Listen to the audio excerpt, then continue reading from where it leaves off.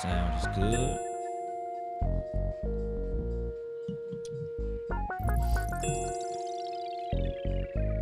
And then there was bass.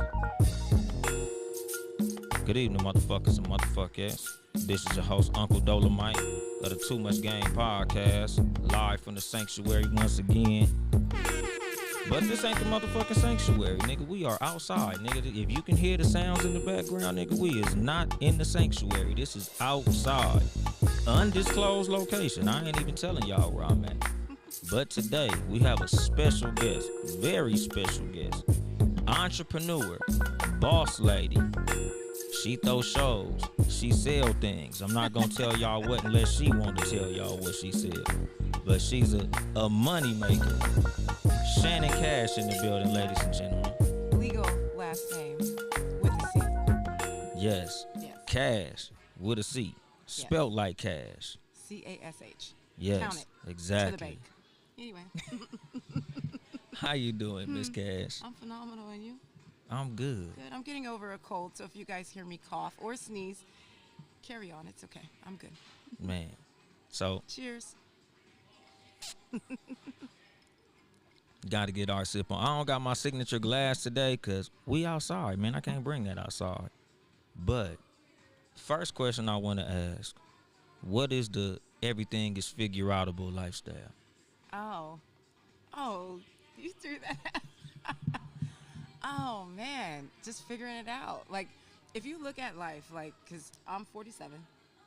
You're 42? 42. Yeah. So respect your elders. Just always remember that, okay? But, yeah, when you get through a certain set of, when you hit your 40s in general, right, you go through so many challenges to hit 40. And I feel like when you go through all that stuff, you realize no matter what you've been through, and if you, hindsight's always 20/20, as they say, you could see that everything that you went through when you were in the storm, and then you got out of the storm with the grace of God, if you believe in God and all that stuff, or a higher power or whatever, you look back and you're like, it was figure-outable. So what was I stressing about? True. Everything is figure-outable. Apparently, you know, I bought that little thing at some random place, like a Claire's, like a girly story, a store, and apparently I didn't realize that there was a whole book behind that. So a woman wrote a book, Everything is Figure-outable or something or other. So that's, you know, I'm adding that word to my book, but I had to, you know, copyright and things like that. It's, you know, to become a top closer with the figure-outable mindset. Because when I look at my 20 plus years in sales, I look back at that and I realize, like, I had a figure-outable mindset. It doesn't matter, like, you know, and I'm gonna, you know, pass that on. My book is about, it's the mindset behind sales, and it's not about what to say, how to say it, and all that. There's way too many books out there like that. It's the mindset, it's the drive, it's the power of one more phone call, one more of this, one more of that people don't do, the average person doesn't do. So that's what a figure-outable mindset's all about. Okay, so like going the extra mile when necessary. When necessary. And also I talk about in the book knowing when to step back and knowing when to take vacations and knowing when to treat yourself, and that self-care aspect, because you can, like, winners win, but we get so caught up in this mindset of I always want to win. You forget that there's also, you have to win in your personal life as well. So a lot of that doesn't happen, and that's why some people that are very, very successful in life, they don't have relationships, their family friendships, you know, and all these different things about their personal life, it starts falling, you know, away, because they're so focused on winning. But you also have to win in your personal life as well. So that's the figure-outable mindset. Okay, for sure. Book's coming out on Amazon by the end of the year. End of the year. Yeah, and it also comes with a 6-month workbook, because they do say, there's always they say, but the statistics show you are 40% more likely to achieve your goals and hold yourself accountable if you write it down than just say it. Yeah. So the 6-month workbook is holding yourself accountable for whatever, you know, is in the book. So, yeah. So it's actionable. It's it's a mindset, and then because you can, I'm gonna be, I am a motivational speaker. I'm speaking into existence. I will be on stages all over the world. Do better and be better. That said, we can, you can go to the motivational such and such, and you can get hoorah, hoorah, hoorah, and then you go home and you're like, oh, okay. No, you got, there's action behind it. Yeah. And that's where the mama mentality comes in. Which, by the way, I forgot my ball. Damn, the Kobe ball. Yeah, I was gonna bring it, but I had to go to work and things like that. Got to get the signatures on it. A whole lot of important people done signed that ball. Yeah, a lot, and I had to put it away because I felt like, there were some people, that weren't deserving to be on there, and no names need to be mentioned, but a part of the Mamba mentality is you do better and be better, not just in your professional life, in your personal life. So, and of course we're not going to talk about, Kobe's, when he was younger, because we all make mistakes. But who he became, it was about his family. Yeah, it was all a part of the journey. Well, that is his thing. That is on the ball. Oh, you're funny. Shout out to Kobe, man. Shout out to Kobe. He's Shout right out here. Kobe, He's always man. with me. The Mama mentality right here. Oh yeah, got the 824. 824 and the Mama mentality. Yeah, that is on the ball. It's not the destination, it's the journey. Yeah. And that's one of the things that I tell people when they sign that. When you see me talking in the reels, I'm like, this message is from Kobe, and always remember, it's not the destination, it's the journey. And and then they'll sign it or whatever, and they'll talk about their personal stories about Kobe or whatever the case is. But everybody who signs it know they signed it, and they know what conversation we had behind it. So yeah. Shout out to that. Because your company is 824 Productions, or? My company is actually Hidden in Plain Sight, LLC. Okay, Hidden in Plain Sight. But the whole Club 824 is just, the behind the whole Mama mentality, and basically is what you could do with God on your side of the Mama mentality. Nothing is impossible. Yeah. Okay, for sure. And I guess we'll just get right into it with Knuckle Draggers. You notice I've been kind of chill on that, right? Yeah. Because people love it, and some people hate it. And I'm like, that's the funny thing about life, right?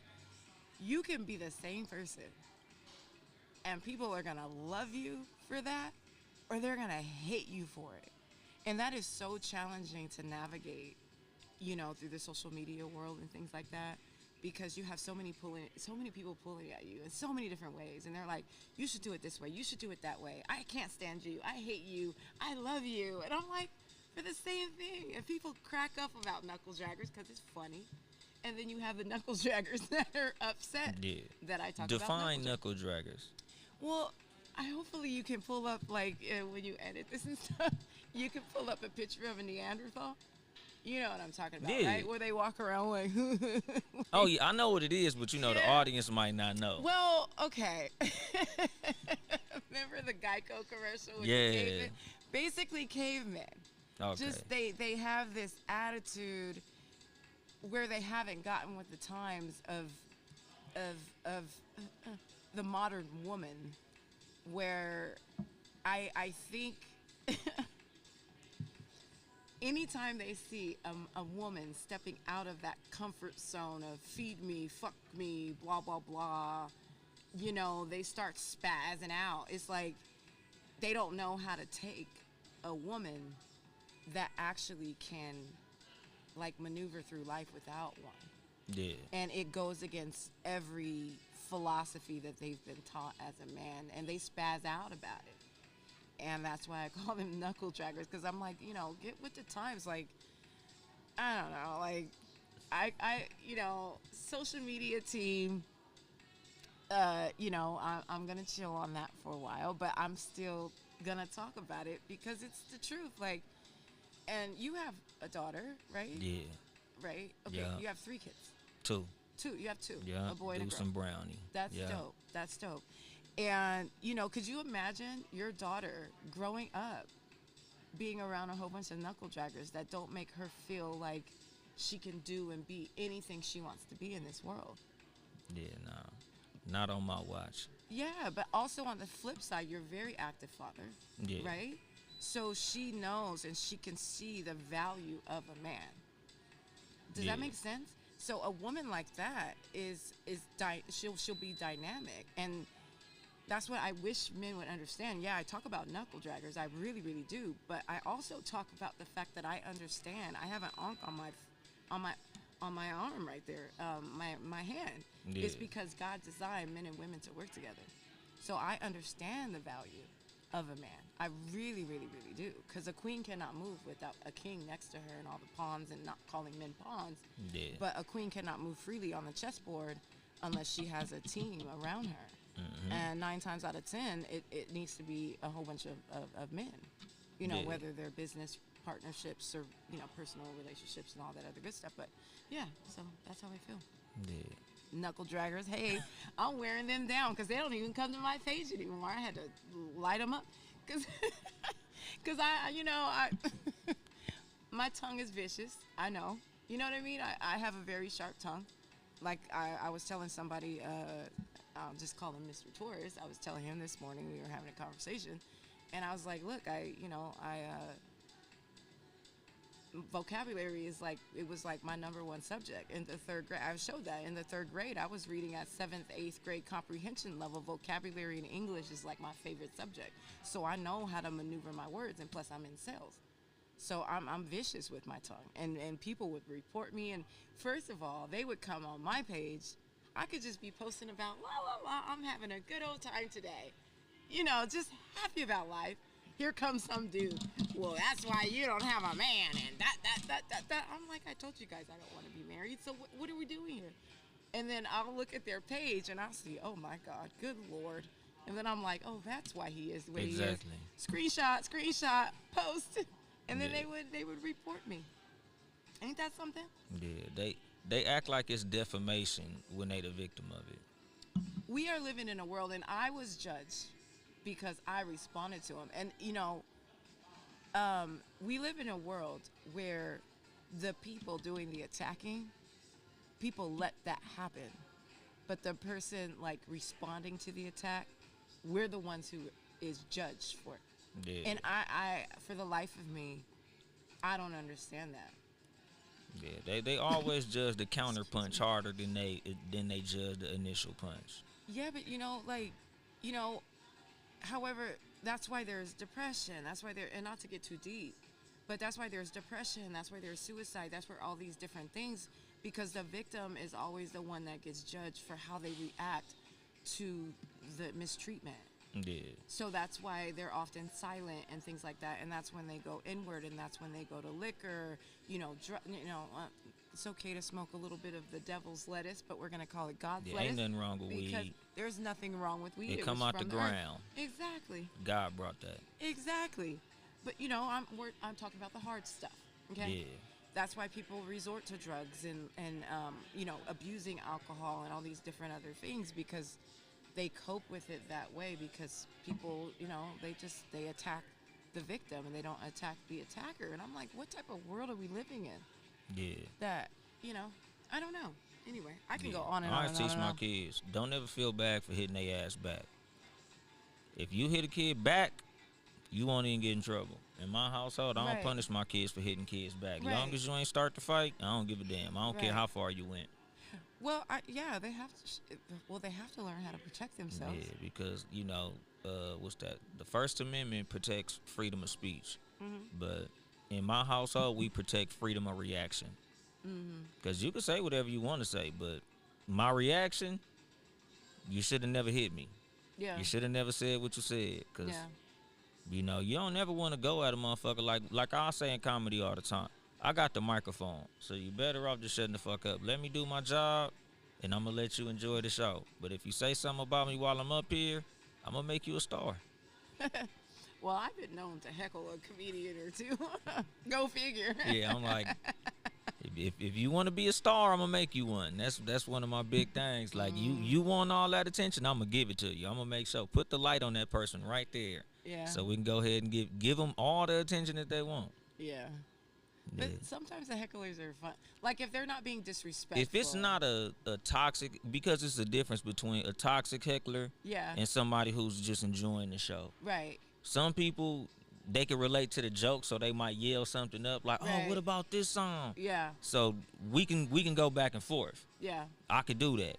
But like if you say something stupid, Yeah. I'm gonna give you what you came for. Like no matter how, cause like all my friends in comedy know I love hecklers. I literally tell them all the time, hecklers are my favorite part of the crowd. Like, but Yeah. it's all in how you do it. Mm-hmm. Because if you want to be negative, I love going negative. I'm a Scorpio. I love revenge. It's literally worth you saying something stupid Yeah. to give me the ability to fuck you up. Wow. But I'm also really good with somebody who, you know, some people just enjoy the show. Like a lot of comics, they like, oh, they throwing my jokes off. I'm like, nah, man, do your thing. Yeah. You want to hear something about something else? Cool, I can go. But just keep it above the water, because you go under the water line, I'm going to drown you. I have something to say about that. Like, and I know, like, I'm not a comedian, nor will I ever. But you Try to solid in the be. comedy world. I'm something like funny. She's loved by everybody in comedy out here. So they say. So I'm a ball of sunshine. When you see me in person, yeah, I be like talking mess, but I'm really like people like it. If people saw me in person, they'll be like, she is two totally different people. It's just that. Anyway, I say this to say, me on the outside looking in. Comedians, when I see them on stage, you know, you have to be able to be able to pivot. Yeah. And be able to handle, you know, like that's a part of like thinking fast. Like, you know, Yeah. like you have to be able to be quick-witted. So you should welcome that sometimes, because that's gonna make you a stronger comedian. But that's just, you know, my personal opinion. But that's what I say, because a lot of dudes, like, if you can't handle a heckler, you in the wrong game. Yeah, oh my God, yeah. Like, yeah, go try to be a motivational speaker or something, or like get a podcast. Nobody talks back to a podcaster. Like, you think you funny, do a funny They podcast. do it in the comments. Yeah. But you know, there are some hecklers though. Like you see them, they're just rude. Like they just come to a show just to fuck it up. Because they're not funny enough to be a comedian. So they want to like make you feel some like, type oh of way. yeah, let me fuck his setup, because I don't have the heart to get on stage and do it It's myself. challenging to get up there. You know how hard it is to get up there. Excuse me. It is.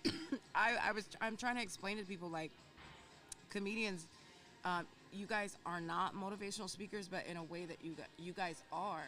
Like, motivational speaking is one aspect, to motivate and inspire and all that stuff, but to make people, to get up on stage and to make people laugh and invoke a different type of emotion, that is a special talent that no one can take away from any of you guys. And that's why I got into this industry, because a lot of, you know, and I went through depression and all that stuff. And, you know, music, comedy,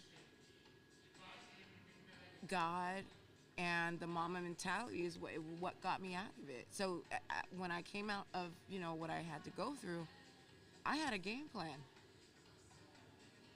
And comedy was a part of that, because it is my passion. My one of my favorite sounds is when I was doing shows, and the show that we're gonna talk about in a moment is the sound of laughter.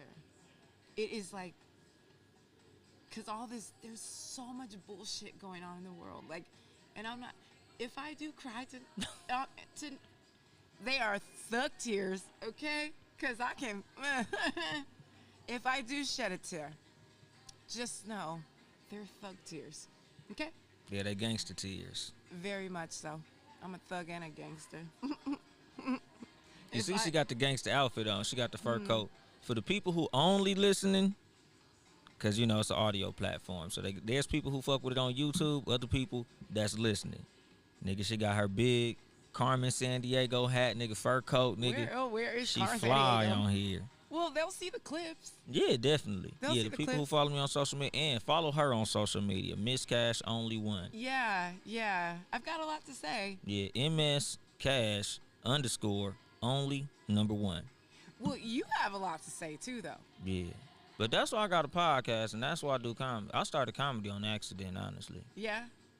Okay. Yeah, I wasn't trying to do this shit. I never really planned on being a comedian. It was nothing that I like.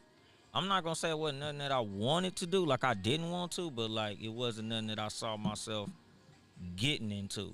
Like Yeah. people like, oh, you should try comedy. I'm like, I wouldn't even know the first thing about trying the shit. Like, Now that you've stepped into that world, would you, and I know you have your own thing going on with, your 9 to 5 or, all that, but now that you're in it, would you step out of it? nah, never. You love it. Yeah.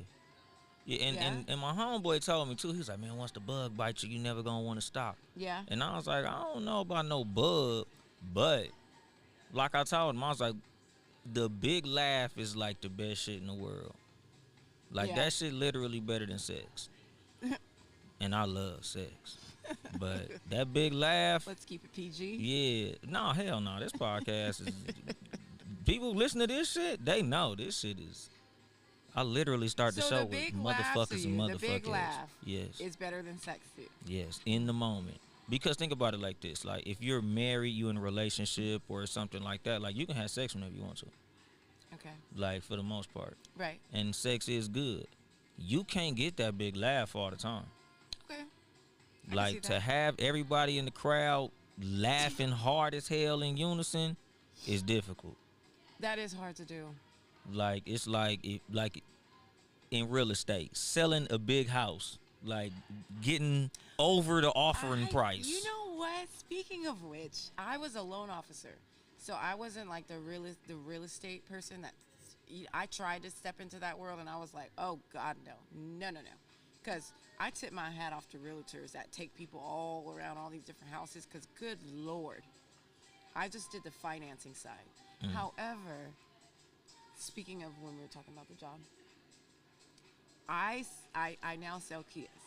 And I swear to you, like, even when I sold Hyundais, I don't know what it is about cars, but there has been way more emotional tears shed when people buying cars. I've shed tears. People people get the big houses. I mean, I've done millionaires loans and things like that. I've done it. I've worked with billionaires. Listen, I've seen it all, done it all, been there twice over. Okay, sat at boardrooms with them and and done their loans and They've taught me a lot. However, the car thing, I don't know what it is about people with cars. I feel so rewarded selling cars than I've ever had helping somebody get a house. People don't cry over houses. They cry over their cars. I swear, it's so like, I'm going to own a dealership one day. Like, I found my passion. That's dope. Yeah, I love doing it. I'm going to own a dealership one day. But anyway, I can see that. But like think about it. Like when you sell a car, is that like not better than sex? When you get that sale and you see how happy them people are, and you just like, damn. Well, being that I'm abstinent, yes, it is better than sex. Yeah, see, hey man, that's what You I'm know saying. what else is better than sex? Hearing that money machine counting that. But that's what I mean, because like when you say something is better than sex, exactly. Count it twice. A lot of people be like, what better than sex? And it's like, dog. After you had so much sex, it's like, yeah, sex is great. It's like, Yeah. but you not finna tell me that there's not things that you could experience and be like, oh nah, nigga, sex is cool, but Yeah. this right here, if I could put this in a can and sell it, this shit might outsell sex. Like, But you know that's 40 and up talk. You know. nah, when I was younger, because Really? yeah, when I Nah. was in my Well- 20s, when I used to play basketball, I used to say What that about position you play? Point guard? 2 guard. Oh, you were two. You were. I could shooting play guard? point though, cause I could pass. I got court vision like a motherfucker, and I got a Okay. cold handle. Okay. But dunking on somebody, That wasn't. that shit was better than Get you sex. slashed to the hole though. Hell yeah, I'm talking. I got quick feet. Well, you know I can. Watch my watch my Instagram story. Shut up. It's literally on my Instagram story right now as we speak. Me dunking, Yeah. me taking off and dunking. Yeah. Yeah, like I was a raw athlete. Like Yeah. my jumper was garbage. Was it? I ain't gonna front. I ain't gonna lie. That's Your why jumper was garbage. my jumper was What? garbage. So what? Stop it. How you gonna? I be a don't have two the physical with discipline. A whack jumper. I ain't had You because were a slasher. my first step was quick. So How you gonna be a two guard? You don't have a jumper though. shit, Well, you be stop it. surprised. I was like Russell My Westbrook drink with is that gone. shit. But guess what I have, you guys? Everybody knows I Yeah, like to chew crushed ice is her shit. She's a crushed ice eater. But you know what crazy though? Women who eat crushed ice is crazy. Crushed something ice like eating crazy. women is crazy. I'm something like a lot of things, but But I'm never all of nothing. Yeah, the thing is, the reason that we had Miss Cash on today's know. episode is she's a very interesting person. That's why I had her on. Because y'all know, usually when people say, oh man, you know, when am I coming on the podcast? Yeah. I'm usually like, oh, never. Just straight up. Usually I'm like, nah. Never land, timber on the Yeah, on the 32nd day of the 13th month. February 32nd. Never. Yeah. That's funny. On the Well, the third reason leap why year. I am on, I mean, obviously we did talk about me, coming on your podcast prior to, but the reason why we're really on is to talk about the show. Yes. Yeah. We don't even know what to call it, honestly. It's the Splash Comedy Splash Palooza Comedy. slash R&B. Splash Comedy Show, R&B, after party. This shit is the show of many names. It's going to be an amazing show. It is. That's all we can honestly say. It's going to be an incredible fucking show. Yeah, yes. So Malik B, a.k.a. Malik Bazille. I think that's how you pronounce his last Bazille. name. Malik, Bazille. and it's not Malik. Malik. Not Malik. It's Malik. Get it right, Yes, people. it's not Malik. Malik. That's his tour name. It's Not it's Malik. Malik, not Malik, or Yeah. something or other. Yeah, Malik B. Very funny dude. Yeah, he really is. Y'all favorite memes that y'all keep sharing of the work husband, side nigga, I'm a bad nigga. Yeah. That's Malik. Yeah. Shout out Malik. Same with Juhahn Jones from He's your been in this favorite game memes a since long- Vine. Yes. Juhahn's Since been at Vine. it for a minute. Yes. He But was killing since Vine. But this is the first time they've ever been to the Inland Empire. Yeah. Yes, you made that happen. Miss Cash herself. Shannon motherfucking Cash. Yes. And she got me on the show. Yeah, and how did that even come about? We met at Juice's show. Shout out Juice. Demetrius Deason. That nigga didn't pay me. why are you bringing I was that supposed to get up? paid, but that nigga didn't pay me. Speaking Shout of out which, Juice though. Speaking of which, did you go to the internet and blast him? Hell no. Huh. No. Hell no. That's So, do we want to talk about? nope. No. We ain't getting into nothing No. salacious, nothing messy. No, not about him. Oh, okay. No, not about Juice. Like, whatever happened with that happened. But you didn't go to the internet to blast him No. the way that there are some moist men who went to the internet and we blast me. we not gonna do that neither. I'm like, oh my God. I was Shot- like, I had to take it to the chin, like, But that's okay because you know why? You know why I can laugh at it? Is because that post sent people my way. Yeah. It was like free advertisement. It was free promo because people were trying to figure out, they were going to see, they wanted to see how I was going to overcome that and what I was going to do. And I made it right. You know what I mean? Yeah. And, you know, it feels as though, and I could be wrong, but I feel as though I have garnered a lot of respect from that because in this industry, people move really, really, really, really, really, really, really, really, really, Yeah. really, really Oh, funny. so you talking about that one? Yeah. The big one? Okay, for sure. Yeah, that's Yes, what we I'm can talking definitely talk about I that. wasn't Yeah. talking about Ah, that. yeah, You know what I'm yeah, saying? for We're sure, not, yeah. you know, that, but Yeah. you didn't go to the internet on some, you know what I mean? No. And, you know, when, you know, and I was new in the industry Yeah. and all that happened and you went straight to the, Yeah. and wound up doing a show in Thailand. Yeah. That's not manly to get on the internet You know with what I all mean? that shit. Like, yeah. from what I arranged, Yeah. But that's okay. So again, And she threw a show in Thailand, y'all. I wasn't there, From but I arranged for the California. whole thing. Yeah. She did a show in Thailand from California. She's also doing shows at Comedy in Harlem. Yeah. My favorite venue Sold in New out. York. Shout out to Jamie. Yeah, Jamie, his wife. You know, Jamie has a phenomenal venue, Comedy in Harlem. Black-owned comedy venue in New York City. He has his own success story of, you know, how to, you know, reshape and it's just that a lot of people, you don't go through that. You don't get into a new industry or any job. Think of any job that you've ever done. And if you guys are listening, I know you guys are. Hey. Any industry that you get into, any job field that you get into, any sort of anything that you do in life, do you go into that perfect? No. Mistakes always get made. You bump your damn head. Yeah. So when that happened, I feel as though people forgot. People forgot, like how it felt when they started out. Yeah. They don't remember. Sometimes people get amnesia. And then they're like, okay, well, you know, there's the OGs in the game or whatever. I'm not talking about, you know, the OGs, the ones who are booking out like Madison Square Garden and stuff. Yeah. I'm talking about people that have been in the game for, you know, 15, 20 years or whatnot and still, you know, trying to get to that level. Respect due.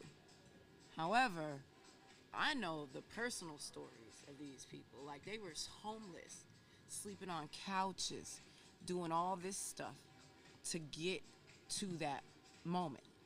So if they don't want to work with me, guess who does? Us. The new set.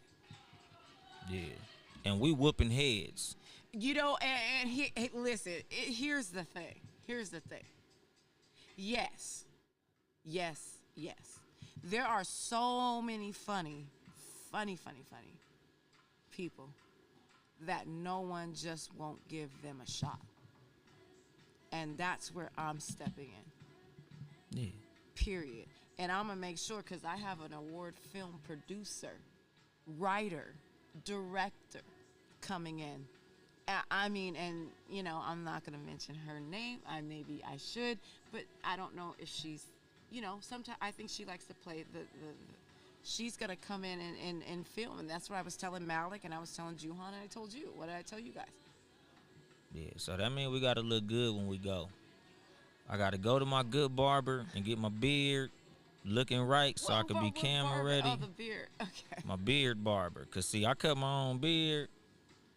I'm all right, but my nigga Twist, he does my shit right. Yeah. Nigga just expensive. No, but shout out to Twist. It's not just a comedy show. Yeah. Like, it's an opportunity. That's why I reached out to you, because I'm like, okay, I have this set. I would like for you on the show, because I feel like you're from the IE. I think you're a solid dude, because one thing that I value is loyalty.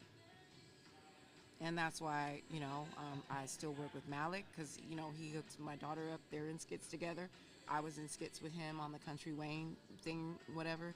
Juhahn Jones, he had my daughter in the Neon Gang and way back in the day. Like, you know, this is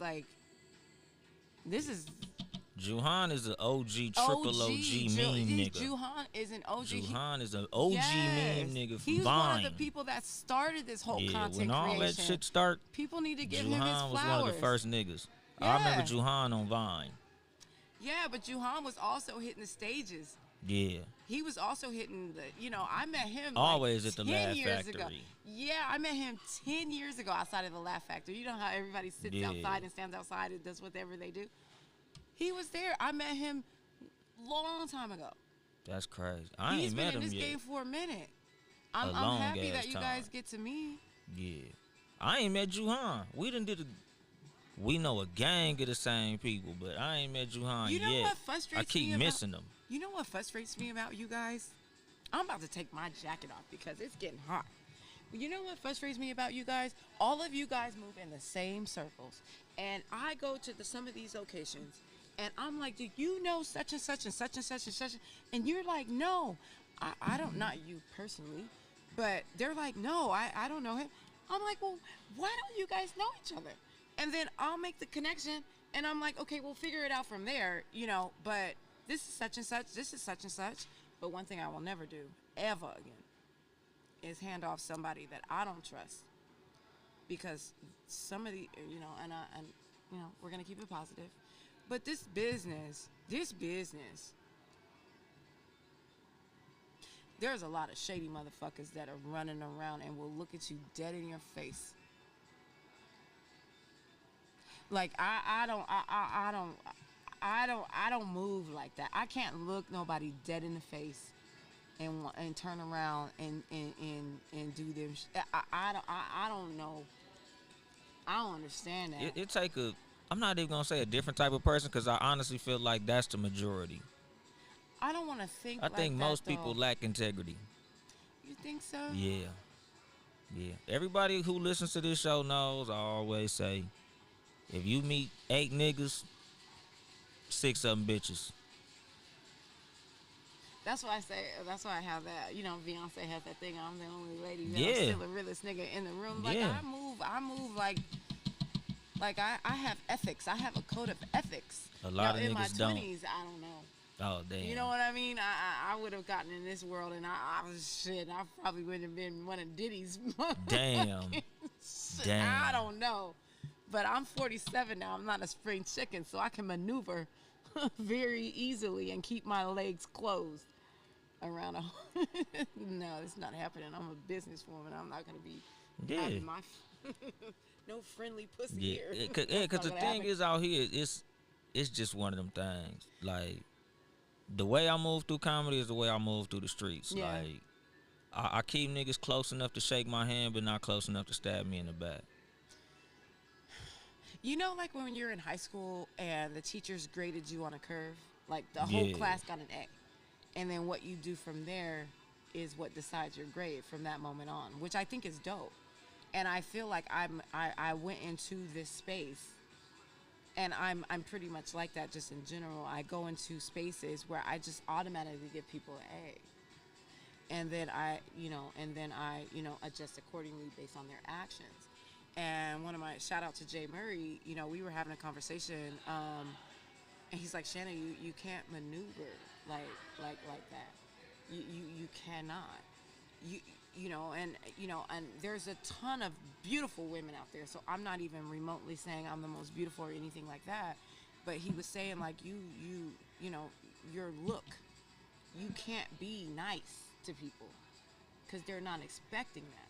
So when you are nice like that, they think that you may, like, you know what I'm saying? But me personally, I'm just a nice person because I've been through some shit. So who wants to just walk around all stank face all the time? You know, like that. That's whack. Yeah, but now I am corny. like that a little bit more, and I don't like to be that way. But you know, that's life. Yeah, I start people at a C. You start them at a C. A C, yeah. You started a C. Where am I at right now? You at a A. That's why you here. Because if you was at a C still, niggas at a C, nah, nigga, you ain't coming.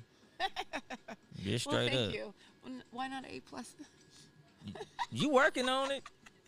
Shit, we'll discuss that shit off camera. We ain't gonna do that on the show. Hey, wait, hold on. Hold on now. It ain't even nothing freaky. I just, certain shit when it comes to me as a person, I just, my platform is different than who I am in person. Like I tell people all the time, like, you keep what you do personally real quiet. Like, even the things that make you tick, the things that make you happy, shit like that, like, that's not nobody business outside of certain shit. Like, I give a whole lot of myself on the show. Other shit, I keep it to myself. So, you know, it's certain shit like that. Like, different things that, you know, outside of just, like, even my real friendships. Mm-hmm. Like, I got people who are my friends. I got people who are associates. It's a different thing that make a person my friend as opposed to somebody who, like, oh, he the homie. Okay, so what would be your definition of a friend? A friend is somebody who we both know where each other live at. A friend is somebody who, if you see me in a fight, you gonna help me. I see you in a fight, I'ma help you. Right. A friend holds you accountable. A friend is honest with you, whether you want to hear it or not. Like, Right. that's a friend. Yeah. Anybody else, you just a homie. Like, if you care about my emotion more than you care about my well-being, you just my homie. You not my friend. Yeah. And I asked you this because I feel like there's this one aspect that people are forgetting when it comes to friendships. Oh, yeah. Back from break. Back from break. We are back. Laptop down. Cheers. Technical differences. Bye, Cheers. yeah. Fresh drink and all that shit. So back to where we were talking about friends. Your friend, like, you know you have a friend when they clap for you when you win, but they also cry with you when you're sad. And then when you get over those moments and then you win again, they're also there to clap for you when you win.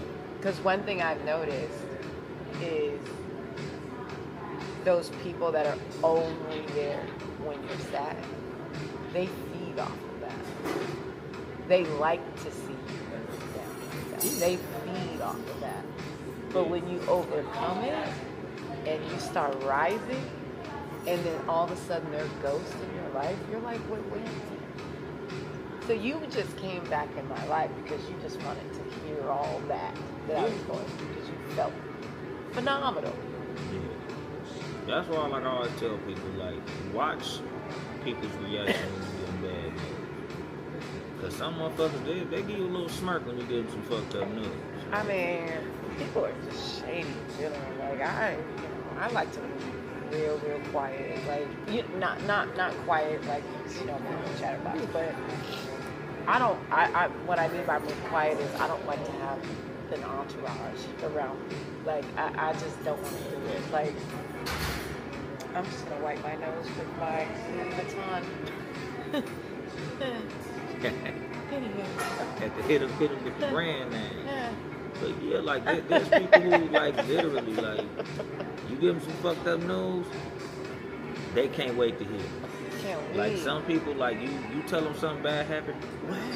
Why? Yeah. When? Who? Where? Yeah. You tell them some good news, they're like, oh, okay, that's cool. Like, oh, yeah, man, you know, I just closed this $1 million year. They're like, all right, that's all right. I know a friend who did that, and they did $2 million.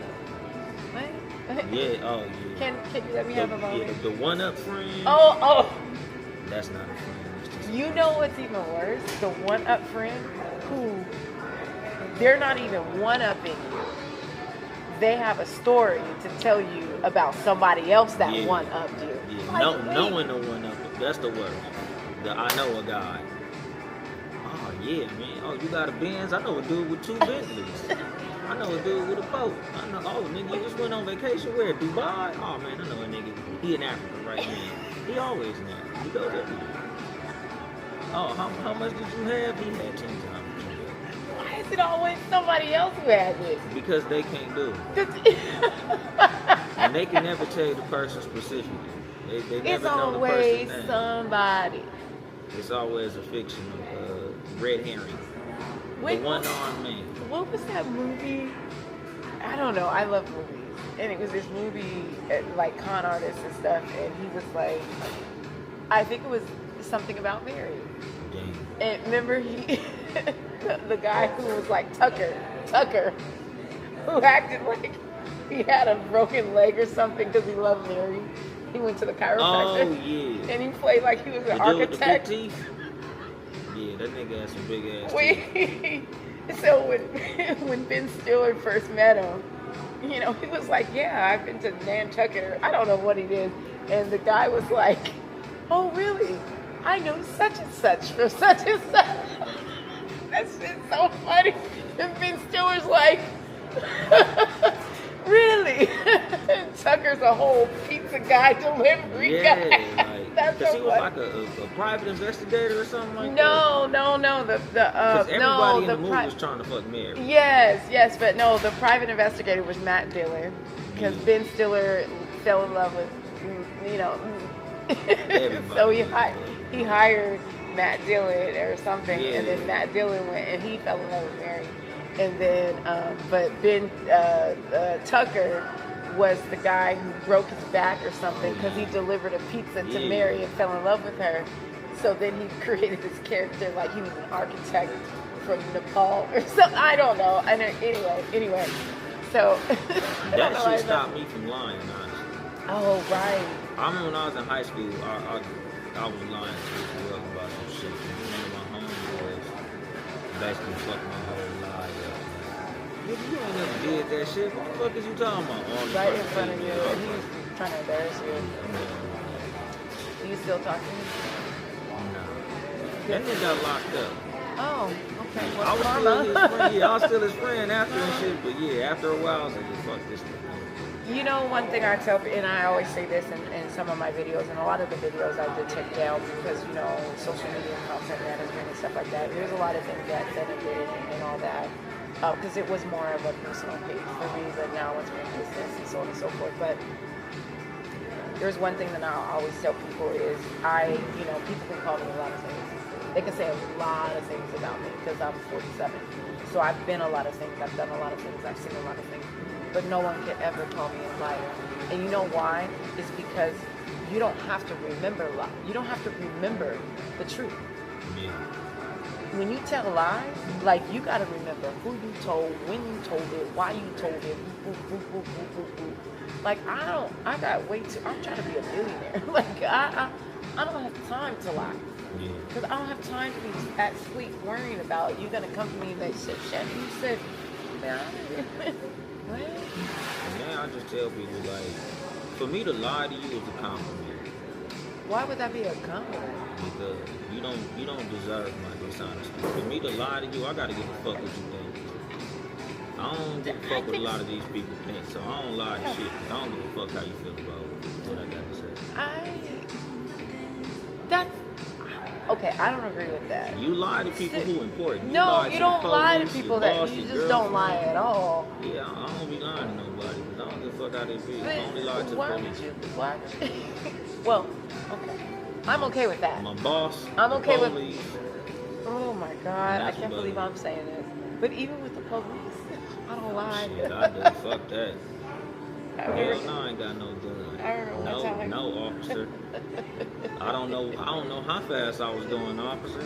I have no idea. Well, I guess there are some. Was I speeding? Caveats. That's crazy, officer. I didn't know that. But I haven't even lied to the police. Shit, I lied to that's all the motherfuckers on. Hell no, I ain't been drinking. I don't even lie to them. I'm thinking about that. I lied to That's funny. I'm a horrible liar, though. You'll see it in my face. You'll see it. That's why I don't like to lie. You'll see it in my face. Like, even in sales, I swear. Can I say? Oh, I know your real name. I'm still saying Dolemite. They know my name is Anthony. Oh, okay. I just didn't know it. Like, even in sales, like, I could make so much more money selling. But I need to stay back. You know what I mean? That's why I rarely sell my car after I use it. So what do you do with the car? Usually, if I don't trade it into a dealership, I like to give it to my cousin or something. Oh, that's nice of you. Yeah, I'll be like, I'll find somebody who can do this motherfucker. Yeah. I know I done probably dog it the fuck out, so I'll be like, hey, you want this motherfucker? Transmission slipping a little bit. Transmission slipping. Hey, nigga, this motherfucker got some problems. But hey, nigga, I'm sure you can do something with it. It's free, nigga. Spend whatever money you was gonna spend buying a car, fixing this motherfucker. You in the game. You know what I mean? This drink is really good, by the way. No problem. We're outside. We are outside at an undisclosed. Okay. We ain't telling y'all this stuff. Why would we tell you? We don't have to. You know one thing I love about TikTok and social media and blah, blah, blah? You could have posted something, like, you could have recorded something 2 weeks ago, and then you post it as if it's happening today. Like, no one will ever know what was going on. By the time motherfuckers find out where I'm at, I've been done. When I get home, y'all will find out where this shit was recorded. Until then, nigga, I'm off in another country. Yeah. Nigga, we might be in Dubai. We might be. You keep mentioning Dubai. I've been there. You been there? No, not yet. I've been there. I've traveled all around the That's world. my bucket list. Yeah, we Really? seen on social media. Yeah, I had to let the knuckle draggers know. But you know when I started... Private jets and some motion. Yeah. Do you know when I started posting all that stuff and showing the men that started, because everybody, you know, they saw a couple of the photos and they said, oh, this is a tits and ass chick. So I was like, hold up, wait a minute. Like, I had to, like, level set. I'm like, I understand sex sales and all that, but I'm not just a tits and ass chick. I have been there, done there. Yeah. A lot of dudes are saying because you cute, you broke. But I feel I am broke right now. Well, no, let's strike that. Some random, I'm not even gonna mention his name, but he said something one time and it stuck with me. He says, I'm in between blessings. Yeah. So I don't say I'm broke. I just say I'm in between blessings. Do I make good money now selling cars? Heck yeah. I love it because any sales job I get into, I have always been low depot. Every company that I've been at, I've been in the top 10% nationally. I'm not talking about local. I'm talking about national. Even when I was knocking on doors, Verizon, selling business to business, the highest I've been ranked was number 2 nationally. I am great at sales. Great at it. However, my point is that, like, I know, like, how to navigate through people. I know when it comes to sales, like, I have it. However, I feel like people look at me with this tits and ass, and I have tits. Yes, I got a fat ass, a grade AAA, Ultimate Hudson Leah Cash given, no alteration. I'm not ass. And I got $1 billion smile. And I got a hustle mentality. And we gotta speak about that too. That was one of the main reasons I was on the show. Well, we're gonna... People need to know, like, I'm not just a tits and ass chick. Like, I have that. But there's so much more to me. Like, I've traveled all, I did it with my own dime. I don't need. Do I know men are important to me for my success? Did a lot of men mentor me to help me become more successful? Absolutely. But everything that I have earned, it because of Shannon motherfucking Cash and God. Do you hear me? Okay. Speaking of that, with all of those things that you possess, below the neck, as well as above the neck, how is it navigating the world of business with everybody in the swimming pool wants to get some? Wants to get some? Yeah, because I ain't he wants to fuck. When I met Shannon, I definitely shot my motherfucking shot. Nigga, I ain't no lie. I ain't know what the fuck she was even at the show for. I just was like, dang. Who that in the white dress? Any of y'all fucking with her? I had on a white dress. I'm about to get at You her. remember that? Hell yeah. I was like, yeah. Dang. She had a hat similar to this one. It's my signature. Yeah, I was like, I don't know whether she coming from church or whatever. What? Is she coming to this goddamn comedy show? Juice invited. Speaking of which, shout out to Juice. Yeah, he invited me. Yeah, that's a nigga who I always say I can never cut Juice out of my story because Juice is the first person who told me I should try comedy, and I really. Yeah, well that's dope.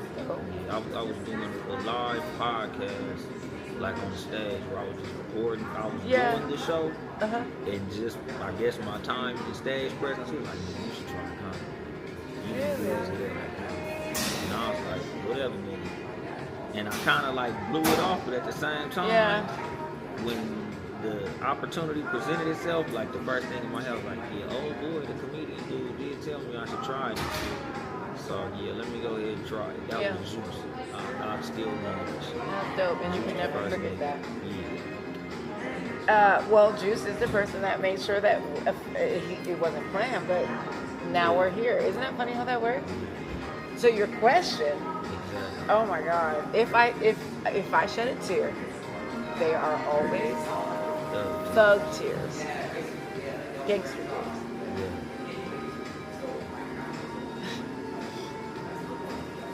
I thought I was gonna be ready for this question, but it's very seldom that I'm speechless because I do have to watch my words right now. However, it is very challenging.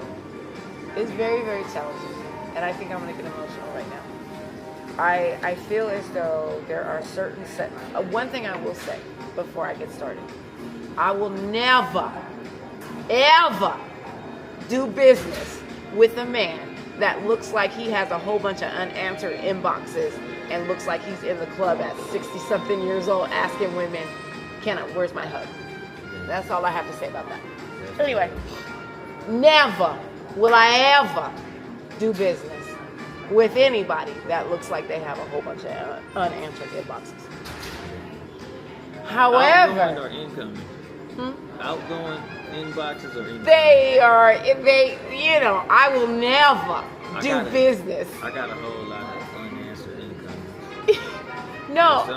Okay. Unanswered Unanswered outgoing. I'm talking about, you know what I'm talking about. Shannon Cash will never do, especially if they're short. Never. Never. But you have to put the, Nevahe. Never do business with anybody that looks like they have a whole bunch of unanswered inboxes. Outgoing. Ever. Yeah. Because one thing I've learned is there are men with motion when it comes to business, and there's men that have motion when it comes to women. Yeah. There's the men that have both. And those are the men that I've never had any problems with. Because not only do they know how to handle business, they know how to handle women. And they know how to speak to women. So me coming in front of them, even though they may like what they see, this is what they're normally used to. It's nothing new to them. So they can look past this and say, yeah, I may want to fuck, but, I got a whole girl here. I got my wife at home. I got, this, it's good, but, I can live without it. But, oh wait, she's really trying to, she really has something to say. Like, she really wants to be about that money. And then there's the other set. They can't do business outside of emotion. They're lonely. Horniness is a strong emotion. Oh my God.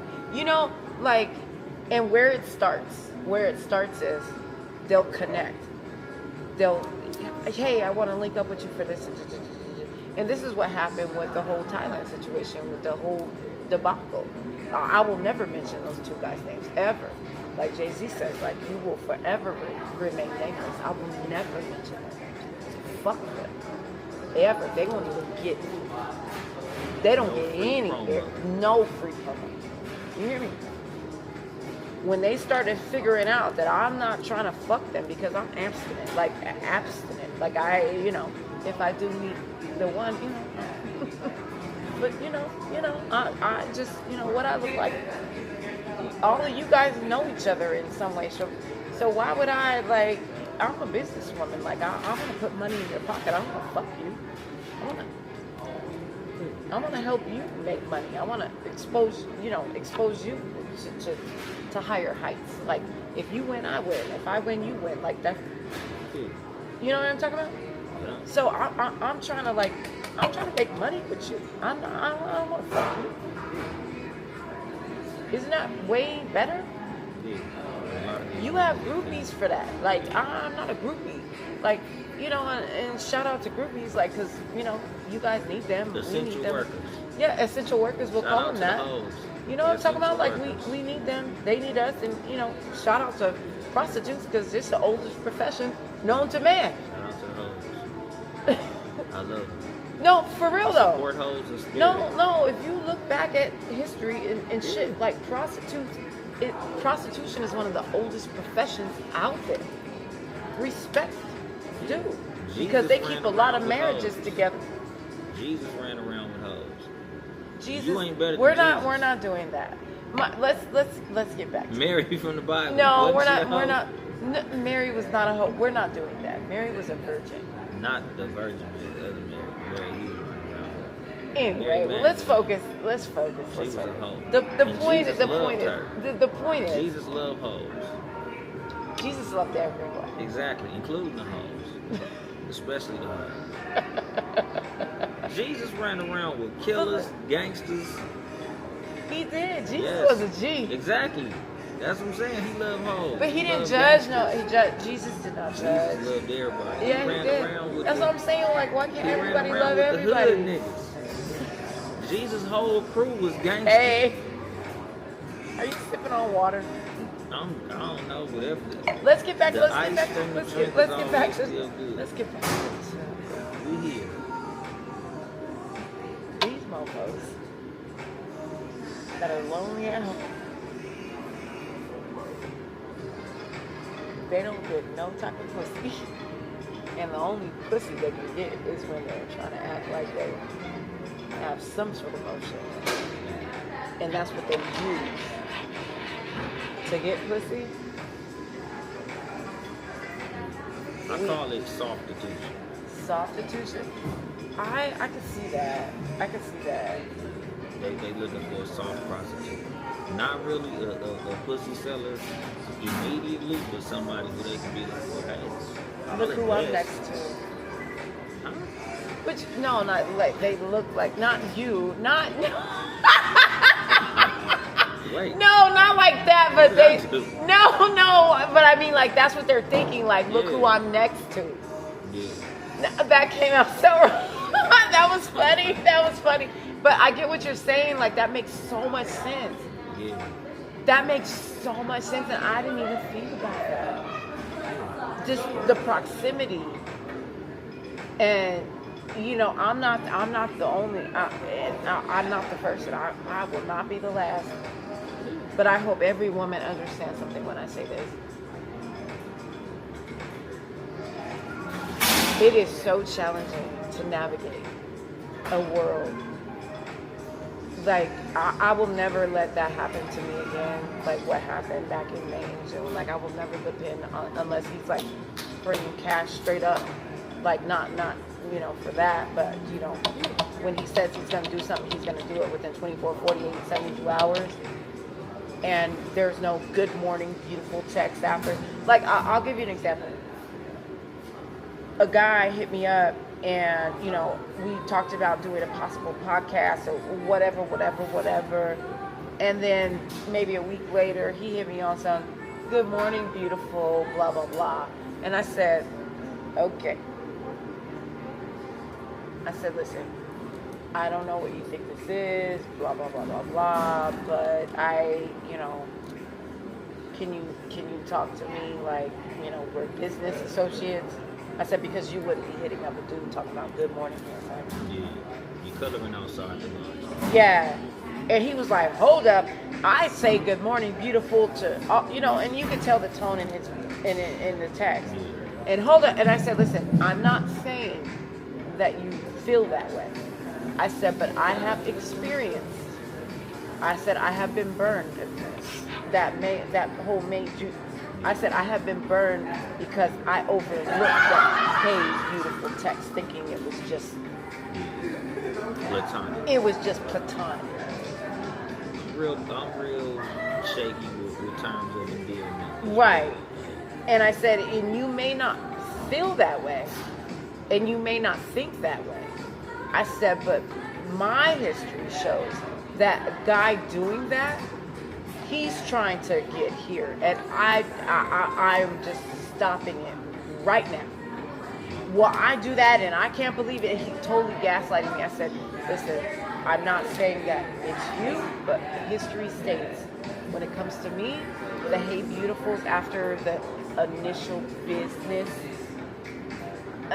yeah, no. And then, you know, I never heard from him again. He stopped liking my stuff, stopped doing it, and that's why. Because his intention was not business. And do you know how that feels like to want to be respected as a businesswoman? Because let me tell you something, Anthony. You know, if I knew your middle name, I'd call you your middle name right now. You know how it feels. Yes, I use my femininity. I should, right? I know I have tits. I know I have ass. I know I have a smile. I know I have something like a pretty face. And I know I have a mouthpiece. So technically, I'm an alpha predator when it comes to men. Like, I know that. However, it's very challenging for me to want men to see me as like a business associate. Like, I don't want you to treat me like a man, but I want you to respect me like a man. Does that make? So it's very challenging for me to navigate through that too. So, you know, that's like, I don't know, I just ranting about that, and I'm glad I didn't cry, but that whole situation, what happened with me, that really like tainted me with men in general. Like, it really I lost a lot of faith in men from that, and it's just that I overcame it. You know, and I lost a lot of faith in men over that because they wanted to embarrass me because I didn't want to have sex with them. And I don't even know if it's because I wanted to have sex with them. I don't. Maybe it's because I was having all these big plans and they just wanted to embarrass me. I don't know. You know what I'm saying? And that's a question that will never be answered for me. And I will never ask them. If I ever see them in the streets, I would act like they don't even exist. But I know that they are watching everything that I do. Because some people, they want to see the failure. Yeah. Like, a lot of people like that, that's like they gain. Like, to see a motherfucker trip over their feet is like, yes, we're throwing a party every time this person trip over their feet. But me personally, like I say, with weird odds, I don't pay attention to it. So I let your energy die. Except my copycat. I started ignoring her. I started just to ignore her. It was getting to a point where I was like watching just to see if she would. But now it's to the point where I'm like, if you're gonna, you know, I had a conversation with a very reputable CEO, and I talk with a lot of CEOs. I really do. Like, I have like, you know, a lot of business conversations like off the screen about like how to maneuver, and that's why you see my page making good transition, and you see what it's doing. And you know, I'm not gonna post about it anymore and things like that, but you know, I look at that and I'm like, I wanted to watch to see, you know, and it gets to a point where I'm like, if she's really monitoring, like, I literally, and I only did that, and I made a post about it. I literally posted those photos of me with my short hair, of me at the beach in my photo shoot, and I said maybe I'll go back to my short hair. I literally posted those and said that just to see if she was gonna go short. I swear to God, and not even a week later, she had a short wig. Like, and I posted the photos just to see if she would switch it up. So she was trying to get ahead of me even before I said all I said was, I think I'm thinking about going back to short. And her ass, she ran to the local beauty supply with the Asians. And she ran to get a short wig, not even natural hair. She went to go get a short wig to say, So if I went back to short hair, she could say she did it first. But little did she know, like, I only did that to see if she would copy what I said I was going to do. But I already have an appointment to do a whole new hairstyle. So she's looking stupid. Juked her ass. Barry Sanders jumped out of bounds. That's why I started laughing. I'm like, after that, I crashed out for a moment and I made that post and I deleted it and all that. And I'm like, after that, I'm like, okay, this is getting stupid at this point. I'm not gonna sit here and like I can't. You know what I'm saying? Like and a couple of the people that told me this, they're like, Shannon, like, if you're gonna be doing these things, if you're gonna be speaking on these stages, if you're gonna be doing these things, like, you have to like understand that people are going to copy you. And I said, and I'm fine with that. But a part of my platform is going to be, there is nothing wrong with being inspired by. I look at Kobe Bryant, I look at Michael Jordan. Kobe Bryant did not copy Michael. He was inspired by Michael. And every chance that he got, did he not what? He gave Michael his props every chance that he got. And that's what people need to realize. There's nothing wrong with being inspired by it. Nothing wrong with that. Kobe was better than Michael. Well, I love Kobe. And I'm going to have to disagree with you there. That nigga whooped Mike's feet in the motherfucking All-Star. Well, Kobe was young. Hold up, wait a minute. Mike's Michael feet. was on his way out when Kobe, we're not doing that. Kobe whooped Mike's feet. Do you think young Michael and young Kobe, Yeah. if they grew up in the league together, Kobe whooped his feet. you think so? No. Oh Kobe man. got a better jump You shot. know, nobody has ever had that Kobe got a conversation. better jump shot. Slightly taller. No but one like has. possibly a little stronger. Yeah, Kobe would have whooped Mike's feet. No one has ever talked about that. Kobe. Has there ever been somebody I that's got talked about Kobe this? over MJ. I don't know, but I always said that shit. I've never thought about that. I've never ever thought about I that. seen Kobe do some shit down. Well, you know, Kobe's my boy. Kobe was better from But the top if to there the was bottom no- throughout his career. And then, Yeah, but if there was no, I feel like yeah, if it was no Mike, there would be There's no motherfucking Kobe. Yeah. But if there was no David Thompson, there'd be no Michael Jordan. But that don't make David Thompson better than Michael Jordan. I've never thought about that. So if you put Michael Jordan at young age to Kobe at his young age, but who would he have? Because Kobe had his dad, right? Yeah. But I mean, They probably Much both would be props to watching his David dad, Thompson but- or possibly Dr. J or some shit. but if you put those two together, okay, I'm stumped. I got Kobe. Not to say that MJ was like bad, and I'm just saying like Yeah, but who would have inspired him? Like taking Michael out of the equation of what Kobe. Dr. J, like shit, Kobe who didn't inspired MJ, like Oh, Dr. J. Who else? David Thompson was Michael Jordan's.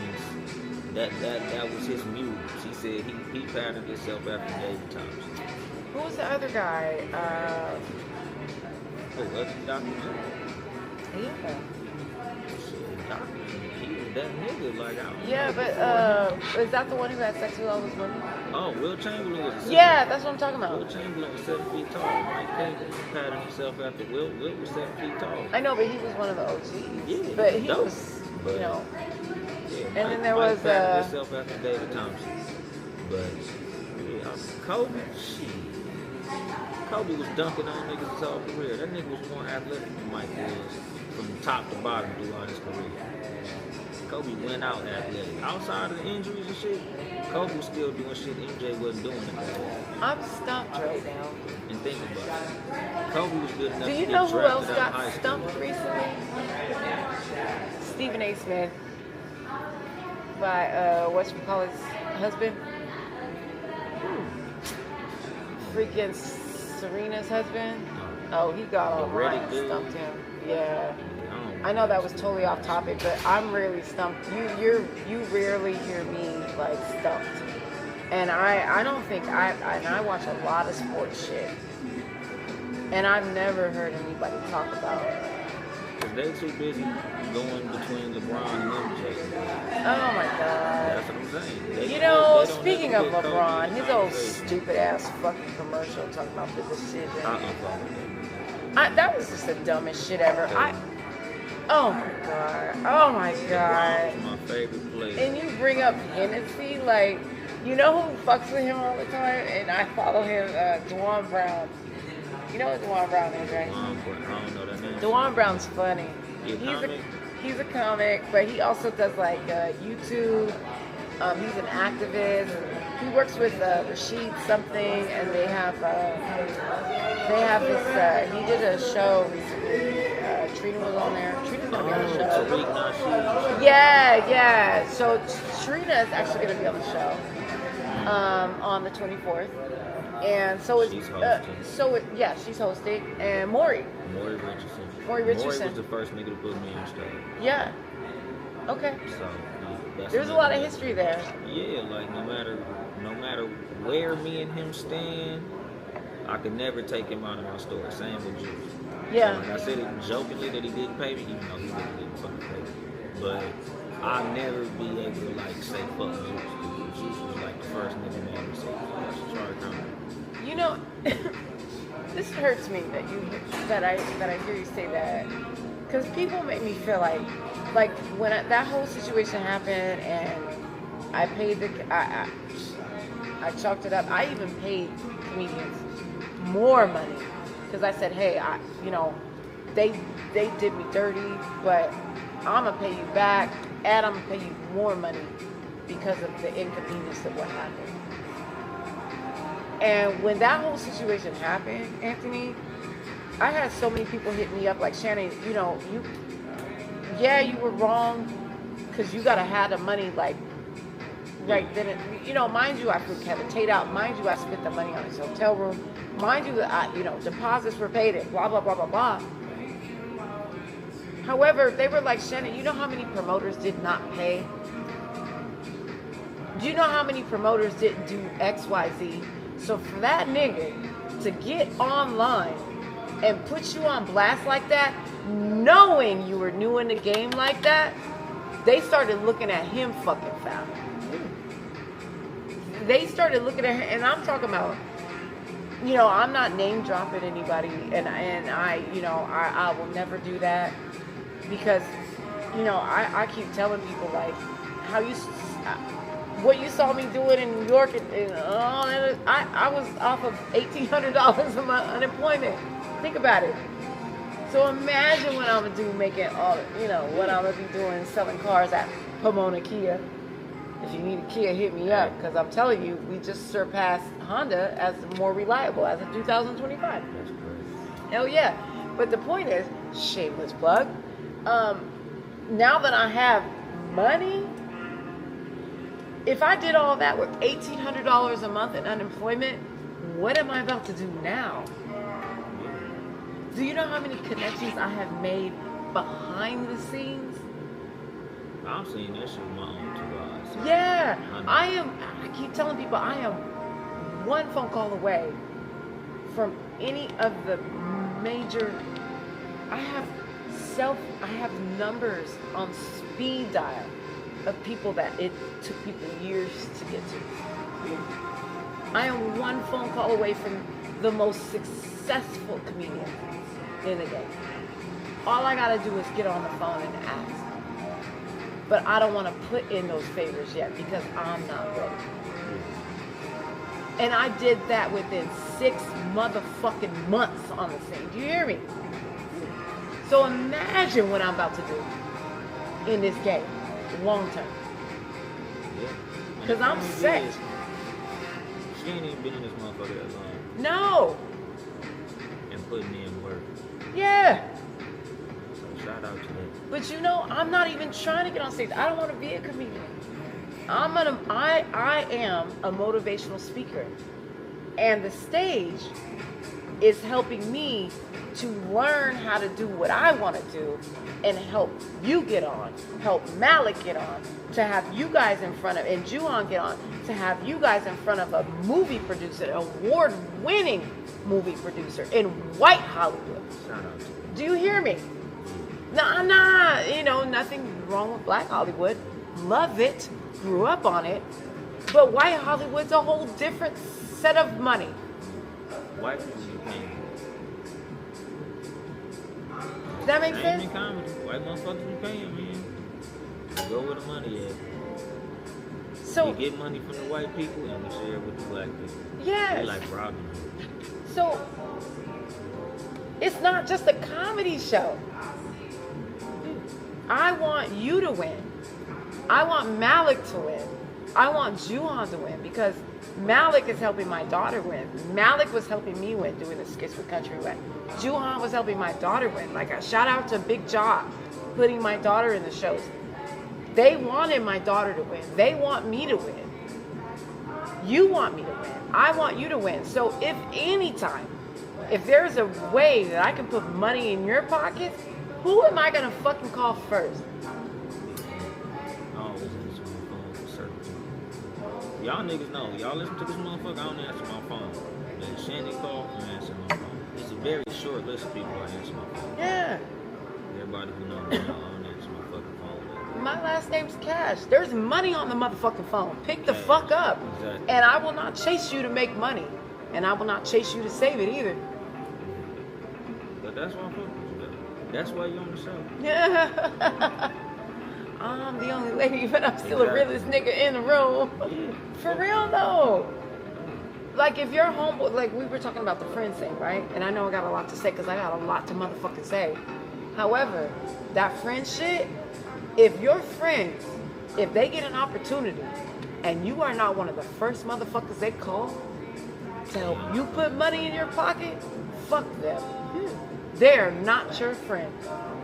Cause like, We're not talking about the but pyramid like, scheme, but you know what I'm talking about. Yeah, because like people Yeah. who I've discussed this with, like as far as like how I deal with people who are around me in life, like if we making money together, then I can fuck with you. But if you just somebody who I know I've known for a long time, I see you when I see you. Yeah, Like I only really fuck with people who I'm getting money with or doing something with or got something in common with. Like outside of that, what are we doing? At 40 something years old, like what are we doing? Like Exactly. where is our friendship going? My time is too valuable. Where is it going? Yeah, if we not growing together, we not going together. Like, that's just what I feel. I gotta talk about these Go ahead. snakes in the families. As long as we ain't saying that specifically, we not getting No. I'm talking about what we were talking about. We were just having a conversation about. No. I listen. I have learned to, and you know, I'm 47, and you know the funny thing about life is you never stop growing. As long as you are open to and therapy works. You know, I'm a strong advocate Shout of out to therapy. therapy. Yeah, I wish that everybody wouldn't associate therapy as like a negative connotation. I feel like, you know, once you hit 40 plus, like we've all been through some shit, and I don't really feel like people really realize the amount of trauma that they hold from all the shit. And sometimes it's good to just have a neutral party to listen and help you navigate through those thoughts, right? However, like what I was talking about, it's not when it comes to snakes, and I don't like, I'm not doing that anymore. It's God can swing way harder than I can, and I'm learning that. But what we were talking about when I was saying how men, he looks, sorry, like how he looks like that guy on it was one of my favorite movies. I told you I'm a movie buff. Keith Headings told me that joke. You know what I'm talking about? Well, what does a man with a 2-inch penis have for breakfast? If it's something. This morning I had baby food and therapy. Lots of Keith Headings Yeah. told me that joke. Yeah, fucking Mo Money. That's one of my Damon favorite movies. Wayans. When Damon Wayans walked up to Stacey Dash and he was outside, I was like, ah. Damon Wayans is one of the most underrated comedians. Oh my God. I mean, well, he's had, I mean, Because of his brothers and what they did with In Living Color, a lot Yeah. of people don't realize. Damon Wayans is one of the funniest motherfuckers to ever step I in mean, front all of of a them are, microphone. I think Keenan is more of the Damon business is one. the funniest one out of all of them, by far. Because he played the most. Iconic So character. wait, so there's Damon, there's Marlon. Sean. Well, okay. Sean ain't funny, but shout out We're to not. him. Okay, Sean, talented. Yes. But I don't think he's as funny as Marlon and Damon. And Damon's But son Keenan is is funny, more too. of the I think business. it's Damon Wayans Jr. if I'm not mistaken. Well, He's Damon's funny. Yeah, Damon his Wayans son Jr. is is funny. Yeah, he's funny. But Keenan, you know, when he was in I'ma Get You Sucker, I mean, but Keenan was more of the. But who's really funny out of the bunch is Kim. Kim's funny as hell too. She's funny. Kim funny as hell too. She's funny. Also underrated as hell. Yeah. Because when we talk about female comedians, her name don't. come Yeah. up. Why is that? Because Well, she was like, what was I her think phrase? because What she was her don't have phrase? a special. What was her phrase? I'm not one to gossip, but you ain't heard that from me. You ain't heard that from me.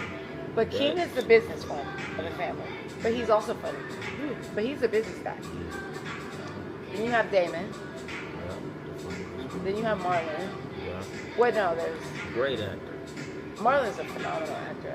I still haven't seen that him movie, but I'm not seeing that. I I don't wanna watch see that. I don't like movies like that. I heard he acted his ass off. Yeah. Everybody telling me. Hopefully he'll get an acted his award ass for off. that. Hopefully he'll get an award for that. Because he's been in tried this game a serious long acting time. multiple times. And What every serious time acting? He's done it well. There Which was a one? movie called Requiem for a Dream that he was in.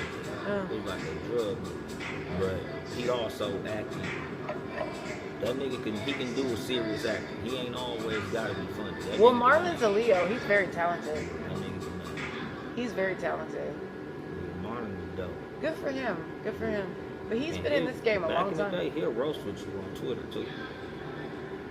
He's a Leo. Old Twitter. He has time. Yeah, old Twitter. That nigga Marlon used to he go in on niggas. Him on and Soldier Boy Twitter went back at in the it. day. Him and Soldier Boy went at it. Soldier Boy was He like, probably fucked Soldier Boy. oh, he did. Yeah, 'cause I seen Marlon shred some niggas on Twitter. We went back and forth a little bit on Twitter. You and Marlon? Yeah. That's funny. That shit was like 2010. Like back in them days on Twitter, like Yeah, like Sugar Free when I told you the story about Sugar Free. you can go back and forth on Twitter with like Shaq. Back in them days, Really? like that's back when the celebrities on Twitter was on Twitter. Where's tweeting. Anthony Hardaway? I wish Anthony Hardaway can go back and forth with me. I loved out to Anthony Anthony Hardaway. Hardaway. I had a shrine of him. I follow his page and he's a coach. Yeah. Memphis State. Yeah, but he's a coach for like not a He's coaching Memphis now. no. He's a coach of a B team. Like not they're not associated with like the D League of the NBA, but it's a whole other league or something or other. But Anthony, man. I got a shoes. Oh my God. Love him. If he didn't get hurt the way he did, and Shaq didn't go to freaking, if he didn't leave Orlando, Shaq- like Penny was like, Shaq was petty. Shaq was petty. he was. When I heard We're the not real gonna- story, that shit broke my. I'm like, damn, Shaq. You That know, was weak as fuck. but see, here's the thing about that, and this is one thing I have to learn. Like, Shaq, you know, when you get to that certain level, like egos start getting involved, and I'm not saying who's right or who's wrong.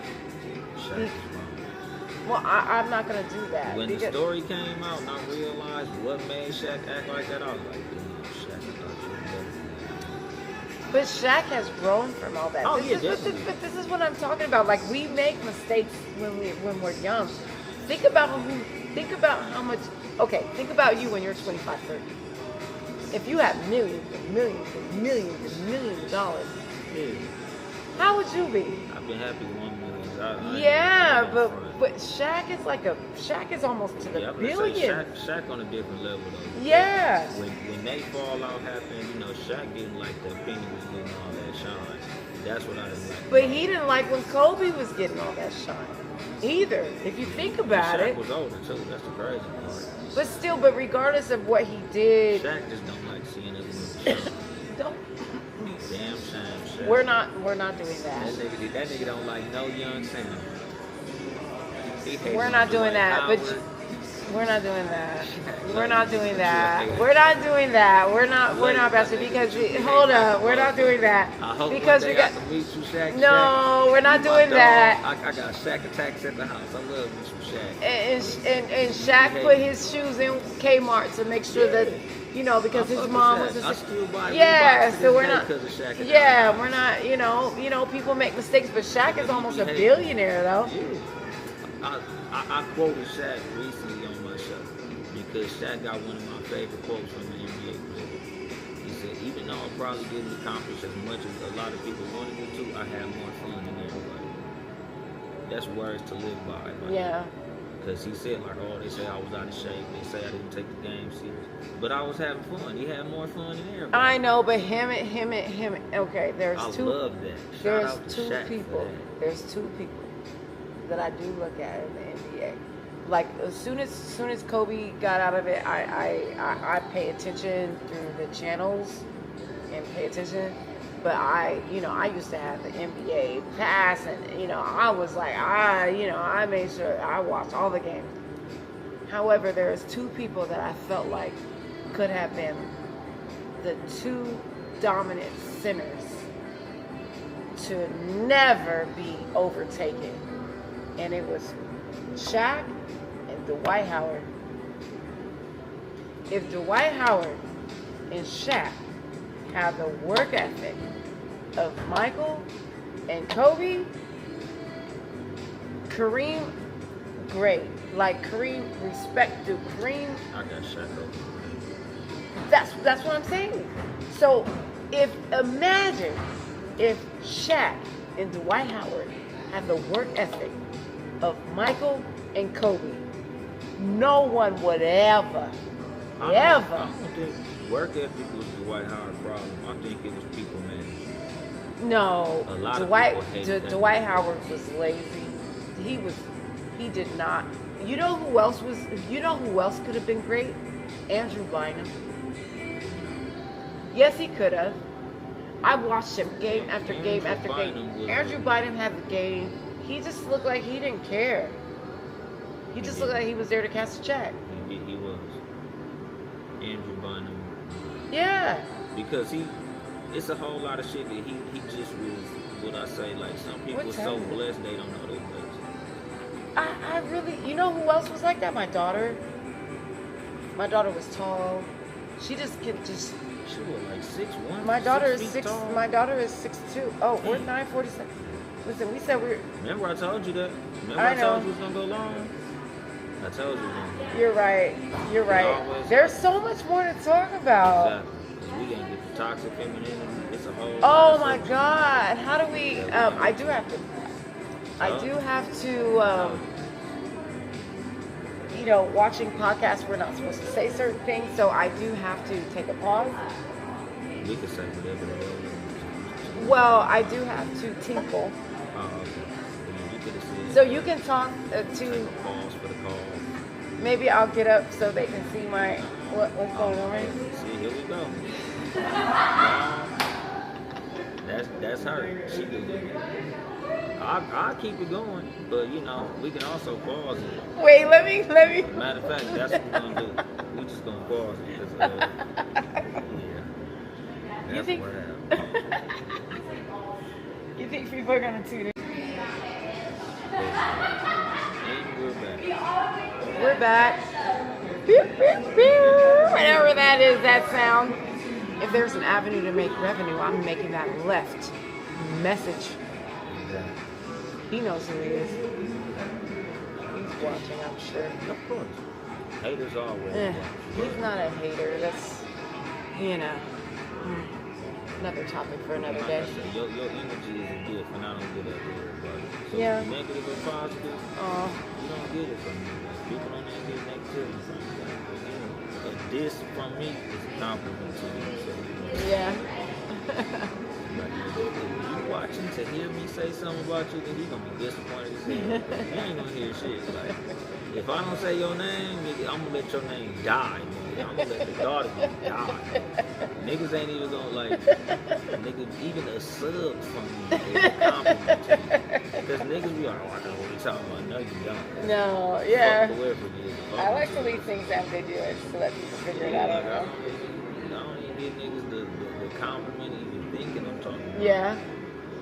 Nah, you know, Yeah. that's why I talk about juice. Cause it's in love. Like, I don't have no problem with juice.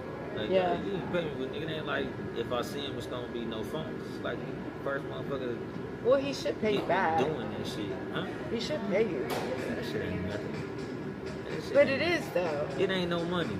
Like, the only reason I clown about it is because it's the principle. So I'ma always jab a nigga. But I for the think principle. I just, I move with a Lannister always pays their debts. Yeah. And if there was some money owed, it should be paid. Period. End of story. I feel like eventually he gonna pay me, but I ain't seen the nigga in a minute, so we'll get around to it. Nothing to him or whatever. It's just, it's how I move. Like, if you owe somebody some money, you pay them. Cause that's how I feel about the shit. Like me, I just shoot him with something. Here you go, there you go, there you go. Yeah. Yeah. We'll get to it. But Let's talk about yeah, this exactly. topic. The topic. Man, something that me and Shannon talked about on the phone. Something we should have been talking about. Yeah, But conversation goes where it goes. it does. These episodes always end up being like 2 hours. Yeah. But toxic femininity. There is toxic masculinity.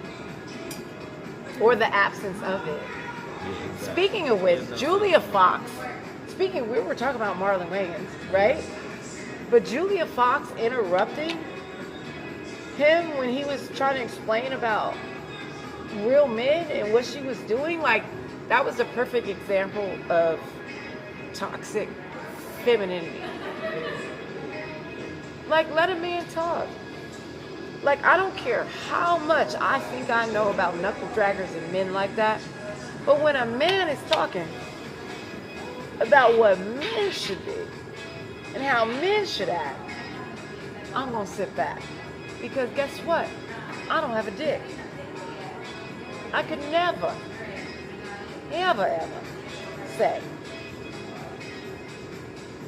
Not when if a knuckle dragger's in front of me, that's different. But she was in front of Marlon Wayans, like, accredited in the game.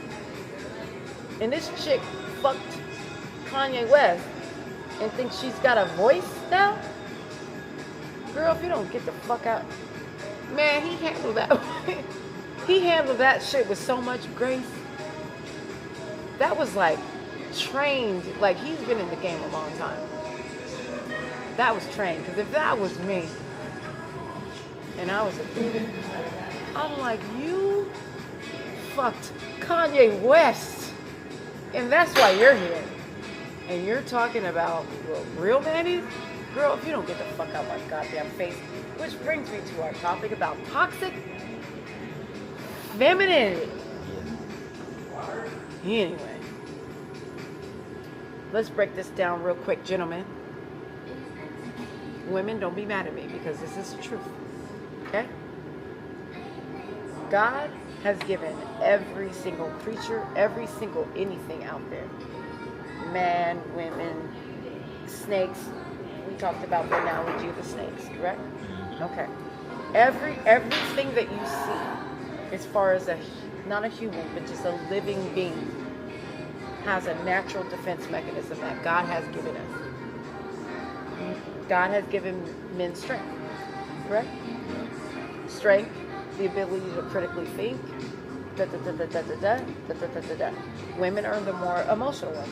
It's standard, but women can critically think and all that stuff, but we are the more emotional ones. Correct? God made women the rib, the missing rib. The man, women was supposed to add to it, correct? Yep. However, the man is a woman's predator. Yes, there's, tigers, lions, and bears and all that. But when you really look at it as a whole, the man is the woman's predator. Correct? So God gave women a special set of skills, like the snake, to be able to maneuver, to manipulate, to shed skin, the venom, the mouth, to be able to maneuver through our natural predator. Not you, but a man. Yeah. So when women learn how to use their tears and manipulate and become evil and all that other stuff that they do, like a little snake, the snakes really are actually more spiritual than anything. It's like the ability to shed and maneuver and move and be. But women tend to use their tears as a weapon, because tears manipulate men. And women can be some of the most evil, manipulative. The way they keep kids away from the dads. I'm not talking about the dads that are, pedophiles. I'm not talking about those dads. Let's get those dads off the table. I'm talking about the good dads. The dads that just want to see their kids, and just want to be a part of their kids' lives. But the women uses their kids to hurt the man, because the man doesn't want to get the woman, and all that stuff. Women do that, and I know that. Like, I love women, like, to the extent that I'm a pro woman. You know that. I talk about knuckle draggers and I do this and I do this, but I also am very masculine. So I have a lot of conversations with men and I hear their stories, and I know there's always two sides to the story. So I'll do research and I'll figure it out. And one thing I have learned is, and women are very, very evil and vindictive to more attractive women. Like the things that they do and the things that it's really sad, and it really bothers me. So I know what they're doing to men that they actually love, especially if they have kids by them. Because if they can act like that to just a woman that just walks into a room that looks somewhat presentable, and they immediately start hating on her just because she just stepped in the room, could you imagine what they do to a man that they actually let inside of their body and have kids with? What?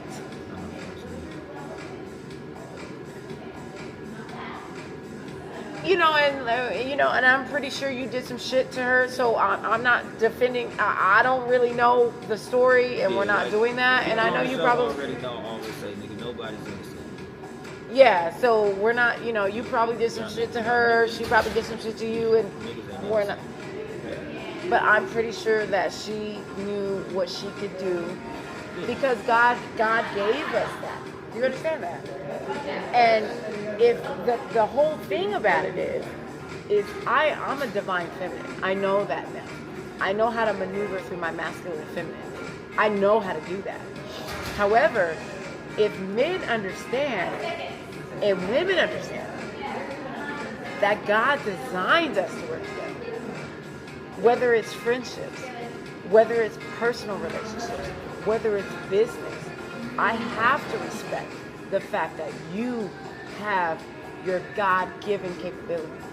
And you have to respect that I have my God-given capabilities. And when we respect that, and you let me, and I let you, and we sit down and we like, woo, woo, woo, woo, woo, woo. All right, attack. Game over. Game over. And you know when it really happened, when all of that separated, and I don't mean to bring up the whole slavery thing and all that, but it happened because we had the kingdom, we had this, we had that, we had all that shit over there. And you know what I'm talking about. And you know who came to strip that? and they brought us here, and they stripped us. They sold us off like cattle. They sold our kids off like cattle. They sold this, and this is why jumping the broom even happened. Because they didn't even let us have union. Because they would sell us off. So that's when it was stripped. It's been active. Since then. Seeing us apart is profitable. Yeah. That's why in everything, in media and all that, they do the best that they can to keep us divided. And I hope, and I know, and this is also why I stopped talking about Knuckle Drag Race and things like that, because I feel as though, and hopefully somebody will hear this, and it will get out, because once it's on social media, it's timeless. And I really, really, really, really hope that one day, not you and me, but just us as men, black men and women, I hope one day we realize that the only reason why we have not gotten together is because we, there's a 1 off and 2 off and 3 off, but collectively, social media world and all of that, in reality, once we get past that, it's game over. And that's why this podcast is a pro man and female podcast. Yeah. It's never been a versus battle. Yeah. Y'all know, every time I do content related to men and women, I always bring Yeah. women up. I always make sure to have a woman to talk about shit. I'm not a female, so I can't tell women what they need to do, what they should do, how to move. All I can do is say what, from a man's perspective, Right. what I think would be, A good idea. optimal. But I don't be like, women, y'all need to do this shit. That ain't none of my business. Optimal. 10 points for that one. I don't do women's business. Well, I'm Women glad. do what women do. I'm glad that you're like that, because, oh God, it's so refreshing. It is so refreshing. Like, I'll listen, I'll comprehend, but you don't ever tell women what they need to do. You can advise, but never tell. Like, I don't know. We could go for how long have we been sitting here? I don't know. We got shit to do. Exactly, 2 hours. You were right, because you said we get, yeah. Oh my God, we talked about. She thought I was bullshit, and I was like, we don't do about 2 hours. She's like, nah, we get that. We're two chatterboxes. That shit was not gonna happen. Light Every skin. time. It always happens. Yeah. I knew that shit was gonna happen. We got I've shit been to doing do. this a long time. So we're gonna go ahead and wrap this shit up. Wrap it up. Oh, we got to talk about the show one more time. Okay, yeah. Before we close this month, because again, October I got 24th. guests, we outside. We not in the sanctuary. So the end of this show is gonna be a lot different than it usually is. So I'm gonna play the music very quietly, so we can set October 24th, 24th, the Epic Center, Epic Event in Center. Rancho Cucamonga. Malik B. Malik B. Malik Juhahn Bazille, Jones. Juhahn Jones. Wait, Vaughn. it's Malik, not Malik. Bazille, not Malik. Juhahn Malik. Jones. Juhahn Jones. You, Uncle Dolemite, my motherfucking self. Trina, Trina Katrina with the Harris. truth. Motherfucking Detroit. Shout out my girl Trina. I love Trina. Yeah, she's cool. Amori Richardson. Maury Richardson. Y'all niggas know Maury. I had an episode with Maury. Yeah, wait. So DJ Rock is he's DJ doing the Rock. R&B karaoke. Yeah. So we have DC, Juhahn Jones is from the GMV area. Yeah. We have Malik from LA. Yeah. Trina is coming from Detroit. Yeah. Maury's from San Bernardino. IE, you're from the IE. I'm from Compton. I'm the hostess of the entire event. I'm from the IE. And then Rock is from the LA IE area. He from Pomona. Pomona. Rock. Like, we have every single coast coming together. It's going to be a good show. Yeah, I'm excited about it. California, bring your ass to motherfucking Rancho Cucamonga. Doors open at 7. Google that shit, because I don't know the goddamn address. But you can Google the Epic Event Center, my nigga. Yeah. It's right across the freeway from Victoria Garden. And we have an award-winning producer, award-winning writer, TV producer, live taping. Her It's name's... gonna be a red carpet, so dress Yeah. Well, I mean, you don't have to. It's a comedy show. nice. Yeah. You know what I'm saying? But So even if you dress down nicely. just... Nigga, if you're comfortable, make sure your t-shirt clean. Oh my God, yes. Brush your motherfucking teeth. Oh my God, yes. Get a line up. Ladies, get your goddamn hair. Yeah, because the cast. It's gonna be cameras all up. Wait, through what that did motherfucker. what did one of your friends say? They were like, everybody on the cast looks very handsome. Yeah, because there was They a thought lady was booking sexy it. Nigga comedy show. Because everybody on the motherfucking line is nice. Well, I mean, a lady does like eye candy. Shout out to it. Shit. I can't judge them niggas. You know, them niggas handsome to the ladies, but shit, they just niggas to me. But shout out to it. Y'all make sure to bring your ass, man. Like, what does that guy say on Tripod Quest? I like them Puerto Rican, brown, Puerto Rican and Haitian or something or other. We have all the shades on the show, that's for sure.